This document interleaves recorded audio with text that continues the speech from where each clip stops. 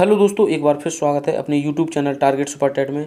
तो आइए दोस्तों, आज हम देखते हैं बाल विकास शिक्षा शास्त्र का 2014 का प्रश्न पत्र। तो चलिए दोस्तों शुरू करते हैं। पहला क्वेश्चन है कि अभिप्रेरणा का वर्गीकरण होता है, यानी जो अभिप्रेरणा है उसका वर्गीकरण होता है वो कैसे होता है। पहला ऑप्शन है स्वाभाविक और कृत्रिम, बी ऑप्शन है कम महत्वपूर्ण तथा अधिक महत्वपूर्ण, सी ऑप्शन है जन्मजात तथा अर्जित, और डी ऑप्शन है अभिप्रेरणा तथा प्रलोभन। तो जो अभिप्रेरणा का वर्गीकरण होता है वह जन्मजात तथा अर्जित होता है। कैसे होता है? जन्मजात व अर्जित होता है, यानी सी ऑप्शन इसका एकदम सही आंसर है। नेक्स्ट क्वेश्चन देखते हैं। दूसरा क्वेश्चन है कि सीखने की प्रक्रिया में सीखने का स्थानांतरण हो सकता है। ए ऑप्शन है सकारात्मक, बी ऑप्शन है नकारात्मक, सी ऑप्शन है शून्य, और डी ऑप्शन है उपरोक्त सभी। तो जो सीखने की प्रक्रिया में स्थानांतरण होता है सीखने का, वो उपरोक्त सभी होगा। सकारात्मक भी हो सकता है, नकारात्मक भी हो सकता है और शून्य भी हो सकता है, यानी उपरोक्त सभी। डी ऑप्शन इसका सही आंसर है। निम्न में से कौन सा मत अंतर्दृष्टि द्वारा सीखने की व्याख्या करता है। पहला ऑप्शन है मनोविश्लेषणवाद, बी ऑप्शन है व्यवहारवाद, सी ऑप्शन है संबंधवाद, और डी ऑप्शन है गेस्टल्टवाद। तो जो अंतर्दृष्टि द्वारा सीखने की जो व्याख्या करता है वह आपका गेस्टल्टवाद करता है। कौन करता है? गेस्टल्टवाद ही अंतर्दृष्टि द्वारा सीखने की व्याख्या करता है, यानी डी ऑप्शन इसका राइट आंसर है। किस मनोवैज्ञानिक ने सीखने की सामग्री के रूप में निरर्थक शब्दों का प्रयोग किया है। ए ऑप्शन है विलियम जेम्स, बी ऑप्शन है स्किनर, सी ऑप्शन है एबिंगहास, और डी ऑप्शन है बार्टलेट। तो जो निरर्थक शब्दों का प्रयोग किया है वह एबिंगहास महोदय ने किया है। किसने किया है? एबिंगहास महोदय ने किया है, यानी सी ऑप्शन इसका सही आंसर है। सीखने के नियम दिए हैं, यानी जो सीखने के नियम दिए गए हैं वह किसके द्वारा दिए गए हैं। ए ऑप्शन है पावलोव ने, बी ऑप्शन है स्किनर ने, सी ऑप्शन है थॉर्नडाइक ने, और डी ऑप्शन है कोहलन ने। तो जो सीखने के नियम दिए गए हैं वह आपके थॉर्नडाइक महोदय के द्वारा दिए गए हैं। किसके द्वारा दिए गए हैं? थॉर्नडाइक महोदय के द्वारा दिए गए हैं, यानी सी ऑप्शन इसका सही आंसर है। नेक्स्ट प्रश्न है कि सीखना है, यानी जो सीखना है वह क्या है। ए ऑप्शन है व्यवहार में परिवर्तन है, बी ऑप्शन है अनुभव तथा अभ्यास का परिणाम होता है, सी ऑप्शन है व्यवहार में अपेक्षाकृत स्थायी परिवर्तन है, या उपयुक्त सभी। तो जो सीखना होता है वह व्यवहार में परिवर्तन भी होता है, अनुभव तथा अभ्यास का परिणाम भी होता है, व्यवहार में अपेक्षाकृत स्थायी परिवर्तन भी होता है, उपयुक्त सभी, यानी डी ऑप्शन इसका सही आंसर है। शारीरिक वृद्धि और विकास को कहते हैं क्या? विकास को कहते हैं तत्परता, अभिवृद्धि, गतिशीलता या आनुवांशिकता। तो जो शारीरिक वृद्धि और जो विकास होता है उसे हम क्या कहते हैं? तो उसे हम कहते हैं अभिवृद्धि कहते हैं। क्या कहते हैं? अभिवृद्धि कहते हैं, क्योंकि शारीरिक वृद्धि हो रही है तो उसे हम अभिवृद्धि ही कहेंगे।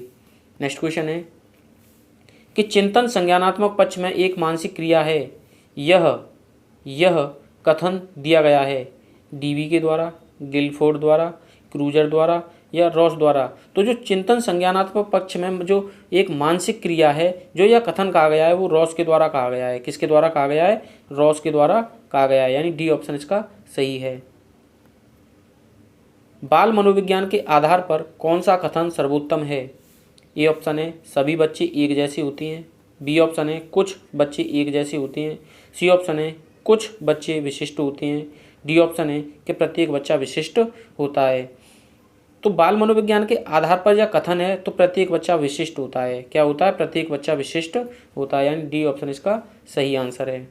नेक्स्ट क्वेश्चन है कि बाल मनोविज्ञान का केंद्र बिंदु है, यानी जो बाल मनोविज्ञान है उसका केंद्र बिंदु कौन है। ए अच्छा शिक्षक, बी बालक, सी शिक्षण प्रक्रिया, डी विद्यालय। तो जो बाल मनोविज्ञान का केंद्र बिंदु होता है वह बालक होता है। क्या होता है? बालक होता है, यानी बी ऑप्शन इसका राइट आंसर है। नेक्स्ट क्वेश्चन है कि अच्छी स्मृति की विशेषताएं हैं। ए ऑप्शन है शीघ्र पुनः स्मरण, बी ऑप्शन है शीघ्र पहचान, सी ऑप्शन है अच्छी धारणा, और डी ऑप्शन है उपयुक्त सभी। तो जो अच्छी स्मृति की विशेषताएं होती हैं तो उपयुक्त सभी है। क्या है? उपयुक्त सभी, यानी डी ऑप्शन इसका राइट आंसर हो जाएगा। पुनः यानी शीघ्र पुनः स्मरण भी होना चाहिए, शीघ्र पहचान भी होनी चाहिए और अच्छी धारणा भी होनी चाहिए। अच्छी स्मृति की यह विशेषताएं होती हैं, यानी डी ऑप्शन इसका सही आंसर है। शब्द का शाब्दिक अर्थ है, यानी जो संवेग शब्द है इसका जो शाब्दिक अर्थ है वो क्या है।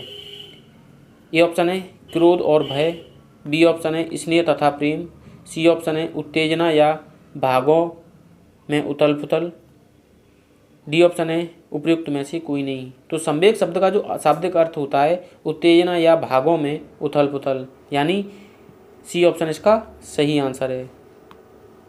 नेक्स्ट प्रश्न देखते हैं कि कौशल सीखने की पहली अवस्था है, यानी जो कौशल सीखने की पहली अवस्था है। पहला ऑप्शन है यथार्थता, बी ऑप्शन है कल्पनाशीलता, सी ऑप्शन है समन्वय और डी ऑप्शन है अनुकरण। तो जो कौशल सीखने की अवस्था होती है वह आपकी अनुकरण होती है। कौन सी होती है? अनुकरण होती है, यानी डी ऑप्शन इसका सही आंसर है।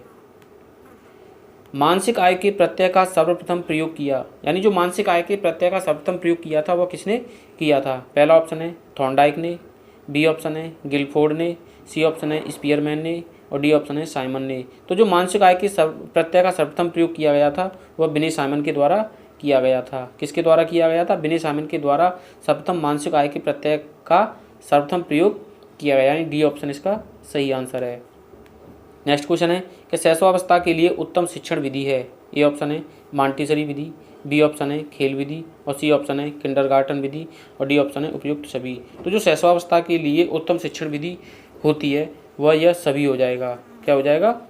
यह सभी, यानी उपयुक्त सभी।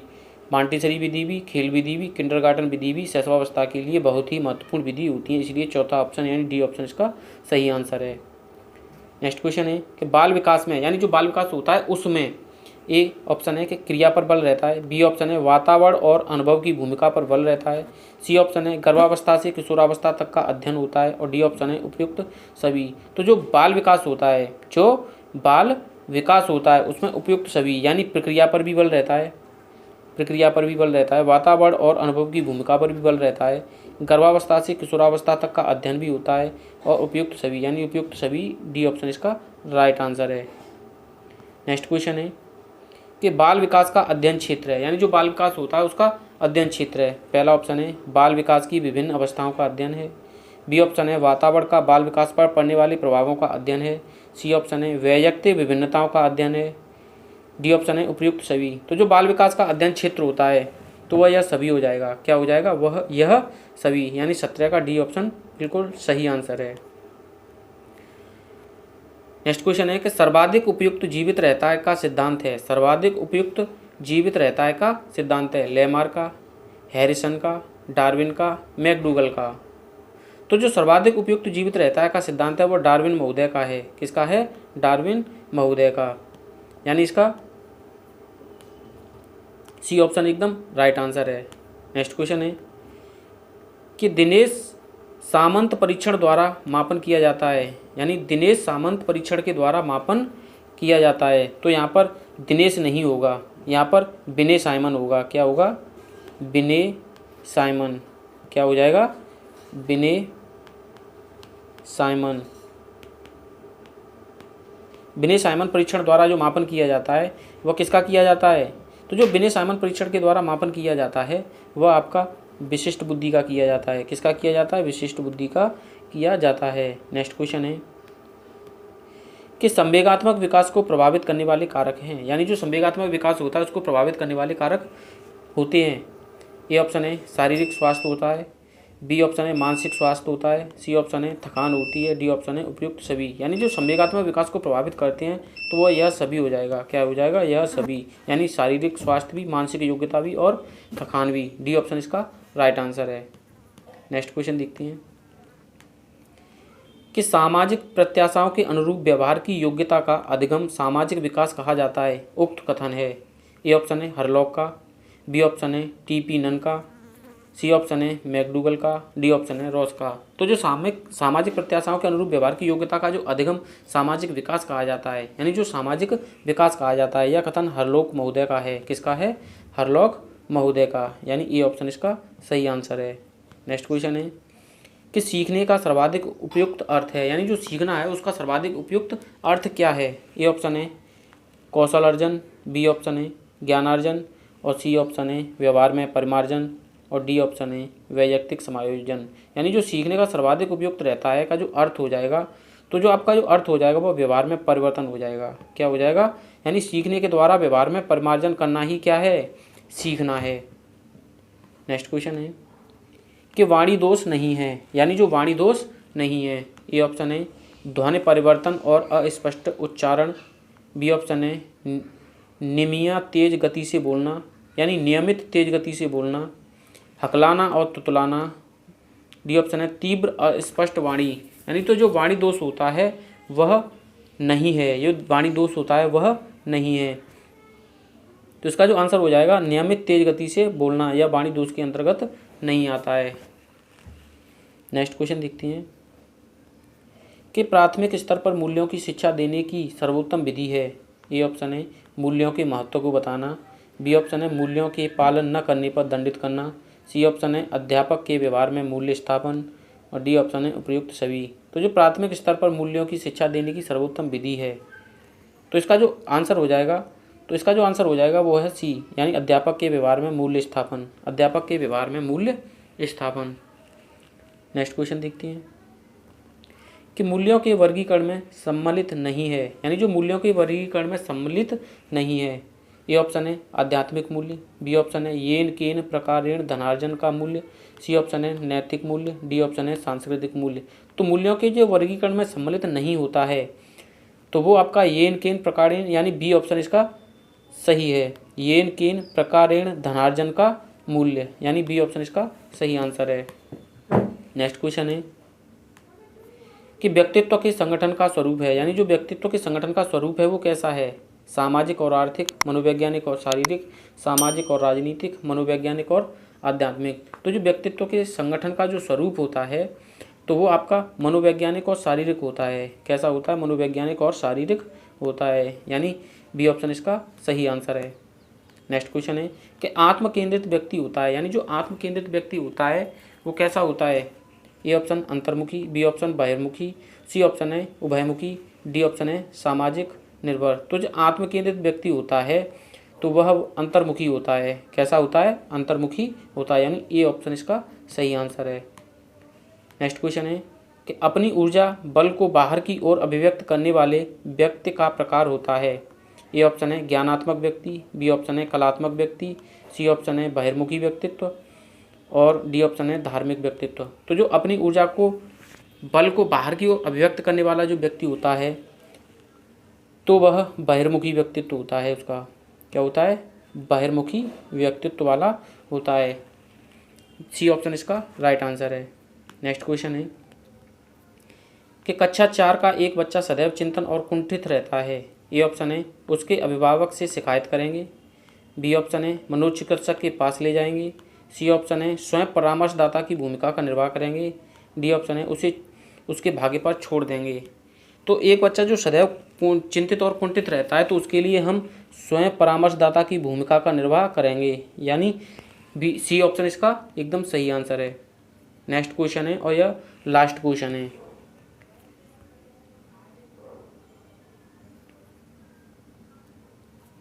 कि भाषा विकास का सिद्धांत नहीं है, यानी जो भाषा विकास का सिद्धांत नहीं है। ए ऑप्शन है अनुकरण का सिद्धांत। बी ऑप्शन है अनुकरण का सिद्धांत, यानी अनुबंधन का सिद्धांत और अनुकरण का सिद्धांत। और सी ऑप्शन है अतिरिक्त शक्ति का सिद्धांत। और डी ऑप्शन है परिपक्वता का सिद्धांत। तो जो भाषा विकास का सिद्धांत नहीं है, जो भाषा विकास का सिद्धांत नहीं है वह अतिरिक्त शक्ति का सिद्धांत भाषा विकास का सिद्धांत नहीं है, यानी सी ऑप्शन इसका राइट आंसर है। दोस्तों अगर यह वीडियो आपको पसंद आई हो तो लाइक कीजिए, चैनल को सब्सक्राइब कीजिए और दोस्तों में शेयर कीजिए। मिलते हैं नेक्स्ट वीडियो में और नेक्स्ट पेपर के साथ।